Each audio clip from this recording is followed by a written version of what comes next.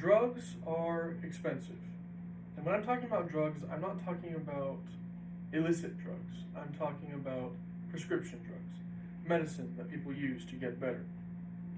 Now, according to the American Hospital Association, which wrote an article on May 22nd, 2024, the inability of many patients to obtain drug therapies due to either high prices or shortages has negatively affected patient outcomes. Nearly 30% of Americans say that they haven't taken their meds as prescribed because of the high prices. It is estimated that 1.1 million Medicare patients could die in the next decade if they continue to do this, to skip out on their medication. Now, this is clearly a huge problem because these people, they need to be taking their medication for whatever reason, and they aren't because they can't get access to them. The National Library of Medicine wrote an online article on June 23rd, 2020, stating that the high cost of drugs threatens healthcare budgets, which means that people start having to pay out of pocket. This has become a huge issue because people that cannot pay out of pocket simply don't get the medicine, which is a detriment to their health. The Center for Health Analytics, Research, and Transformation wrote an online article on February 1st, 2019, saying that the rate of growth in drug spending in the selection or in the portion of governmental health spending is volatile, meaning that even though it's only 10% of the total health spending, it's growing at a very, very rapid rate, much faster than the rest of the different forms of health spending are growing. I argue that corporate greed has caused a lot of these drug prices to increase exponentially over time. While there are hundreds of different issues within the drug industry, I want to focus on 3 of those issues. Monopolies, the process of obtaining drugs, and what is going on next, what the next step is for some people. Now, first I'd like to talk about how there are major monopolies on a lot of drugs. The Health Affairs website wrote in December 2nd, 2024, that in 1997, the FDA loosened rules around direct consumer advertising, which led to a huge increase in branded drug ads. Now you might think, well, who cares about there being more advertisements? Well, by this time, the consumers of these drugs were shielded by the actual drug prices. And they bet on their insurance companies or their Medicaid to pay for the drugs that they were buying.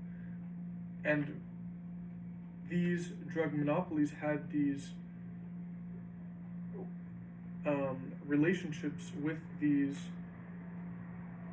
the drug monopolies had these relationships with these insurances, which told them basically, this is what you...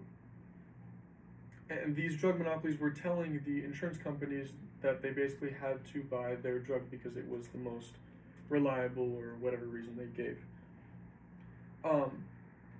The DTC advertising caused consumers to demand their health plans cover all of the drug cost, which seems ideal, but it ended up reducing the plan's ability to encourage the use of preferred drugs instead of the monopolized drugs, which stopped the negotiation of prices. The Commonwealth Fund wrote an online article in May 14th, 2018, stating that once drugs are approved by the FDA, monopolies that created 20-year patents, which is what they did, they created patents on these drugs, meaning that no other companies could create a drug that was similar to it. Anyway, so these monopolies are assured that they can have pharmaceutical companies charge any price that they want, meaning that they get however much money they want. People need the drug, they have to pay this much. The only way to not have this issue would be to allow smaller companies to also produce and sell these drugs, which would mean not having monopolies. Why is making and selling drugs so expensive now? Well, according to an online article by AHIP, written in June 21st, 2024, the largest drug makers in the United States spend just 22 cents out of every dollar on research and development, where really, ideally, it would be at least 50%, while the rest is profits.